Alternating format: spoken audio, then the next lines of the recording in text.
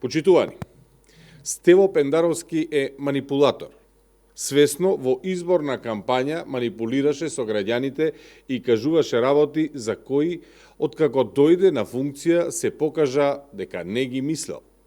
Стево Пендаровски велеше дека нема обичај да објаснува, туку да го слуша народот, од кој сака да слушне што треба да направи.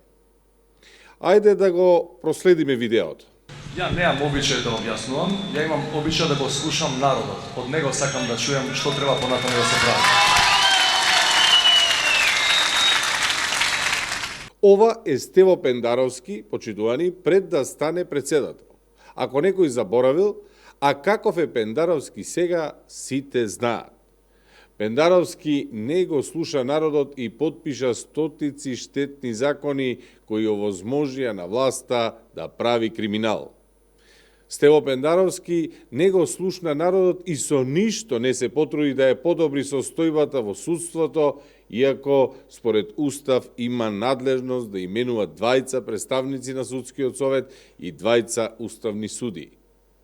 Неговите предлози се претопија со тие на СДС и ДУИ. И Стево Пендаровски е директно виновен за 2% доверба во судството. Стево Пендаровски не излезе и не го слушна народот кога требаше да се расчисти секс скандалот во Арама. Стево Пендаровски не го слушна народот кога власта крадеше милиони од рек и онкологија. Не излезе и не ја осуди власта. Стево Пендаровски многу пати можеше да го слушне народот, но тој одлучи да ги слуша врхушките на СДС и ДУИ. Со право народот вели дека немаме држава. Време е да ја вратиме, да го испратиме Пендаровски во политичка пензија. Ви благодарам.